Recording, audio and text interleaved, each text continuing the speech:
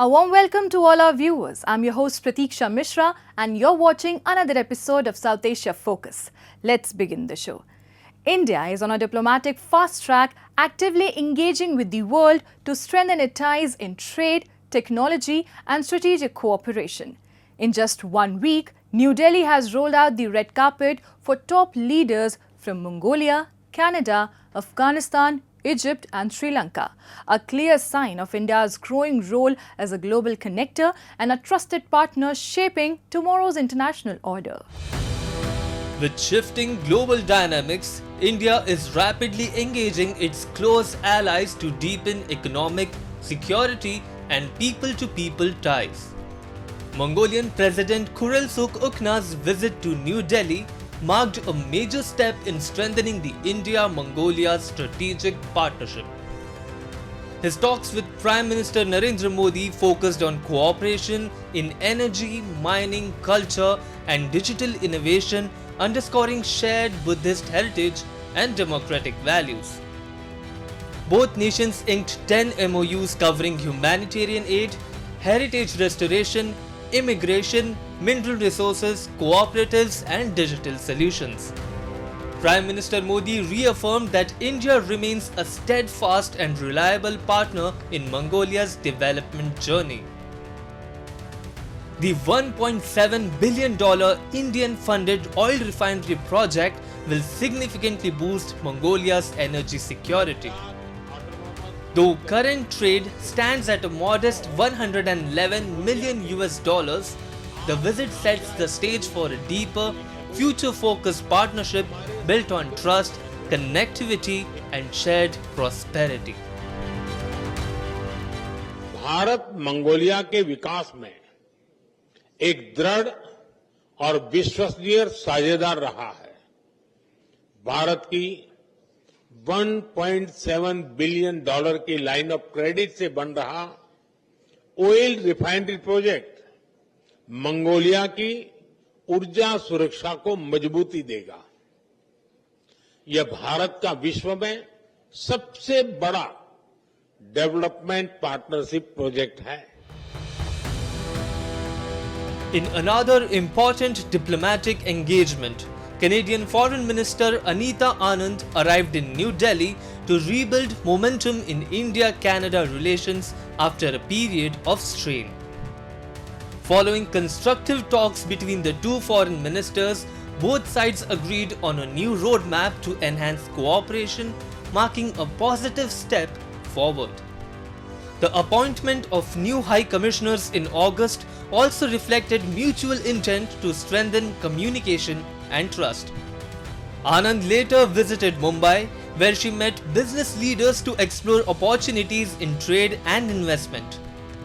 With India as Canada's leading source of skilled professionals and students, both nations reaffirmed their commitment to fostering closer economic and people-to-people ties. Both sides, for our meeting today, have prepared an ambitious roadmap to advance our cooperation in various domains, including trade, investment, agriculture, science and technology, civil nuclear collaboration, AI, critical minerals, and energy. So this joint statement will discuss our mutual plans for re-engagement. It will inform Canadians and Indians alike that we are collectively committed to advancing this relationship now and in the long term, particularly when it comes to our mutual priorities in the Indo-Pacific. In a landmark diplomatic development, Afghanistan's Foreign Minister Amir Khan Muttaqi arrived in New Delhi, the Taliban's highest level visit to India since taking power in 2021. During his week-long stay, Muttaqi held talks with External Affairs Minister S. Jaishankar on expanding diplomatic, trade and economic cooperation, signaling a potential reset in India-Afghanistan relations. In a major announcement, India confirmed plans to reopen its embassy in Kabul, 4 years after it was shut down amid the Taliban takeover. A limited mission had been functioning since 2022 to facilitate trade, medical and humanitarian assistance. The visit underscores India's renewed engagement with Afghanistan as New Delhi recalibrates its Afghan policy amid changing regional dynamics.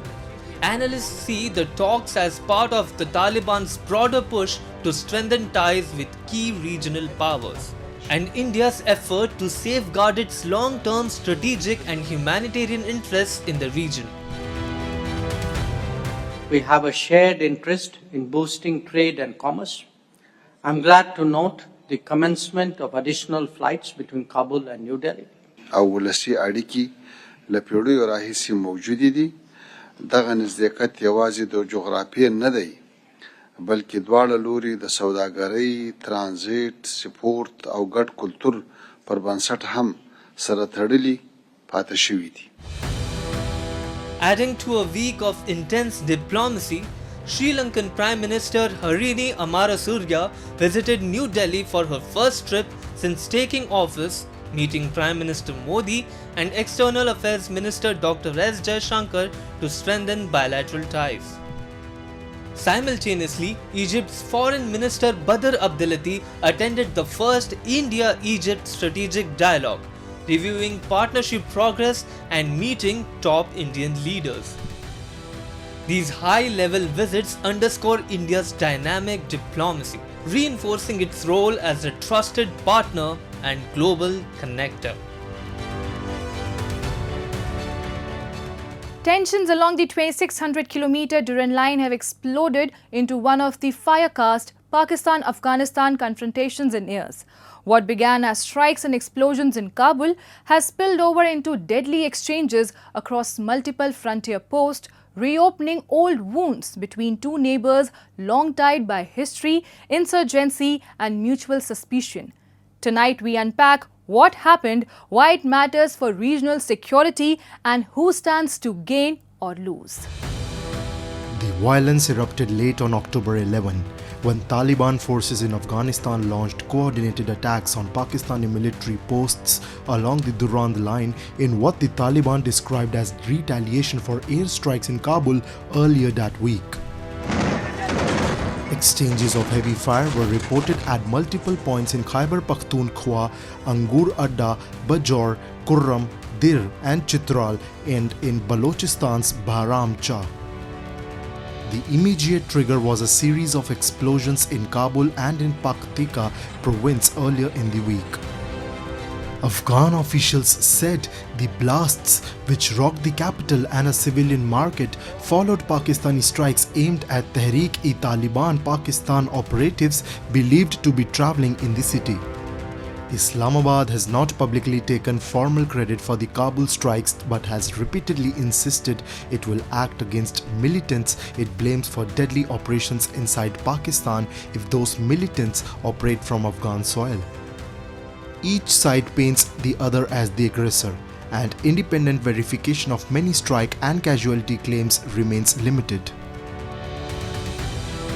सरहदी इलाकों में जो हमारे दूर दराज इलाके हैं वहाँ पे कुछ अटैक हुआ है, हम उसकी मजम्मत करता है और हम पाकिस्तान हुकूमत का ये काम एक बड़ा गलती समझता है. Afghanistan's Foreign Minister Amir Khan Muttaqi, who was on an official visit to India this week, told that the situation had been brought under control. He said Afghanistan's partners including Qatar and Saudi Arabia urged restraint and that the Taliban government had halted further hostilities. हमारे दोस्त ममालिक जैसा Qatar और Saudi Arabistan उन्होंने ख्वास्ता उन्होंने तलब किया कि अभी जंग रुकना चाहिए, तो हमारे तरफ से जंग रुका हुआ और अभी हालात कंट्रोल में हैं, तो हम अच्छा ताल्लुकात चाहते हैं. Once a close patron of the Taliban, Pakistan now finds itself on the receiving end of its former proxy's firepower.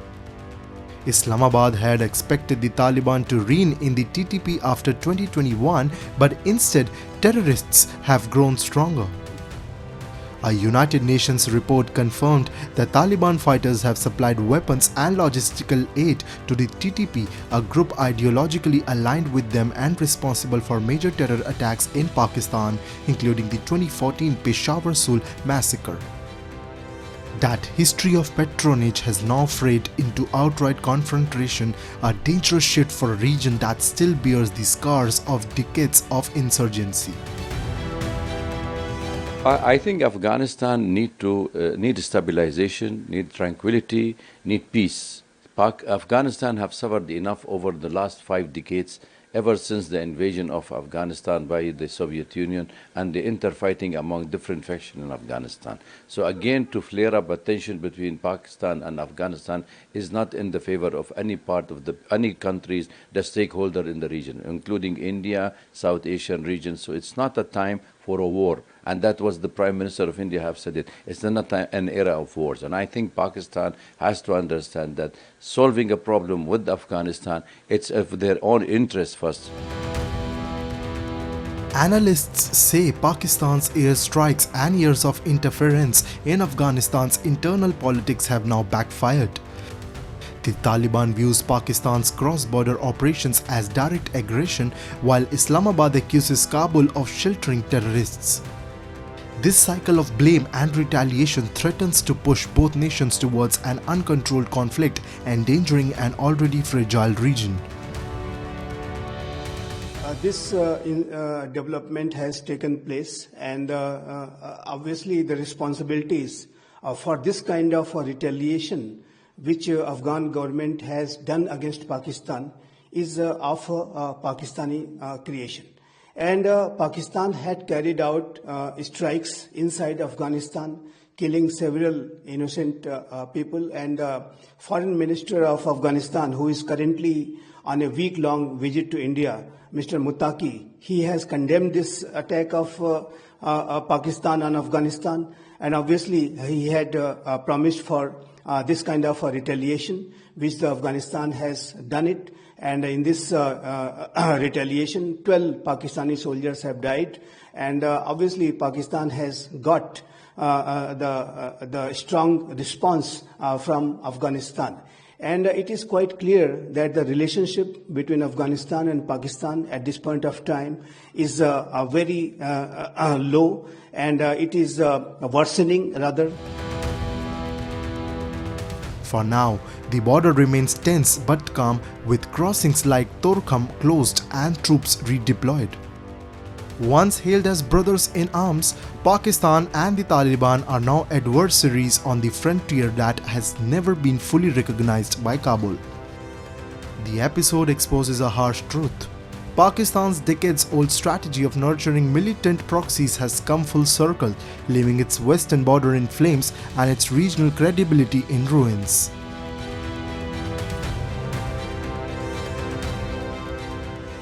Time now for Asia This Week, the stories from across the continent. In Baghdad, 13-year-old Murad Habib sells snacks to support his family after his father's death, while also doing homework and dreaming of becoming a soccer player. Many Iraqi children like him work in markets, construction or waste picking due to poverty and conflict, says UNICEF. Laws in Iraq ban work for children under 15 and dangerous jobs for those under 18, but enforcement is weak. UNICEF's Klaus Johnson said child labor is much higher among poor families, especially boys. The UN and Iraqi government are working on reforms and training programs to help children find safer, dignified futures.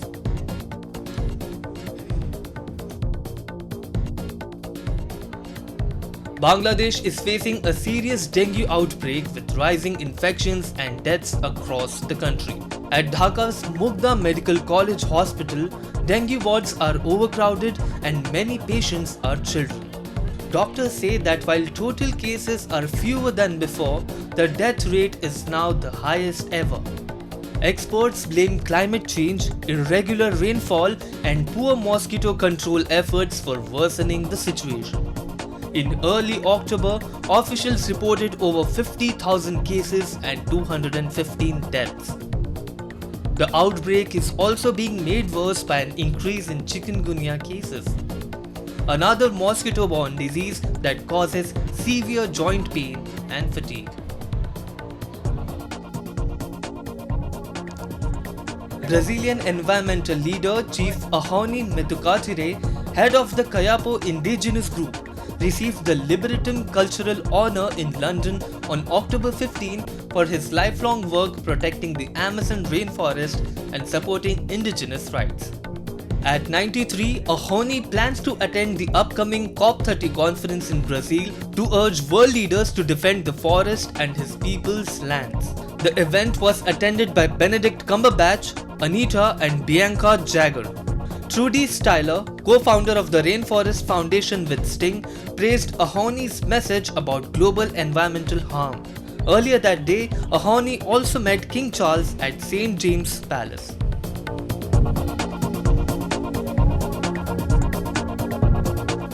In Pakistan-occupied Jammu and Kashmir, simmering anger against Islamabad's exploitative policies has once again erupted into the streets. The Joint Awami Action Committee, representing traders, students and civil society groups, spearheaded widespread protest demanding basic rights, fair electricity tariffs and accountability for rampant corruption. While Pakistan's authorities claim to have reached an agreement, skepticism runs deep among locals, who see little hope in the government's hollow promises. From Bimber to Rawalakot, thousands of people under the banner of the Joint Awami Action Committee have united in what they call a peaceful struggle for justice and dignity.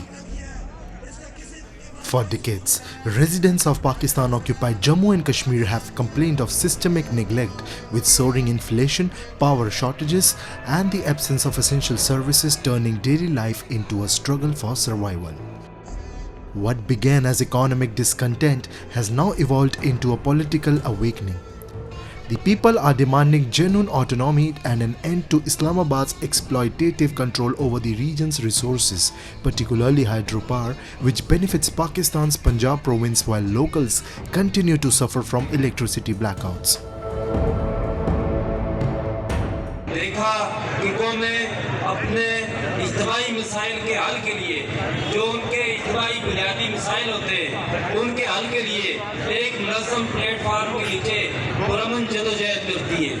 मैं इस तहरीक के जो हमारे बुनियादी मकासद हैं वही 38 charter of निकात हैं वो कैसे हल करने हैं वो सारी बाशऊर कौम कश्मीरी कौम इंदर से ताव पर जान चुकी है, लेकिन वो आगे भी इसी तरह अपने जो हमारे कायदीन है उन्हीं की ही बातों को सुनते हुए नज़्म ज़ब्त के साथ और पुरअमन रह के ही हल हो सकते हैं। The Joint Awami Action Committee's 38-point charter of demands includes call for fair electricity pricing, transparent governance, infrastructure development and control over local natural resources. However, despite public assurances from POJK Prime Minister Chaudhry Anwarul Haq, the ground situation remains unchanged. Locals accuse the government of staging temporary reconciliations to diffuse public anger while continuing to suppress dissent through intimidation and arrests. Recent demonstrations also turned tragic when security forces opened fire on unarmed protesters, killing several youth, an act that has sparked outrage and renewed calls for justice across the region.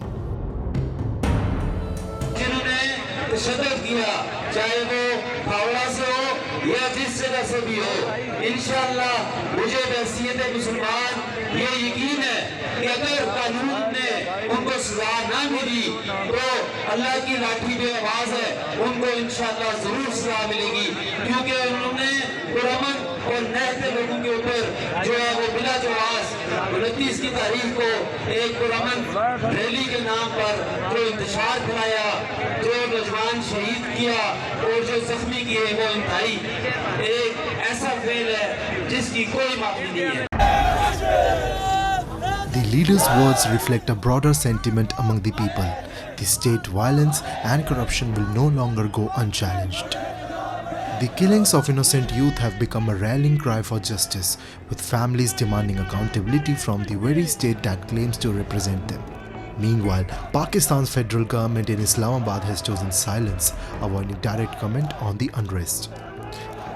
Analysts say this reluctance stems from fears that acknowledging the crisis could reignite debates about Pakistan's illegal occupation and human rights violations in the region.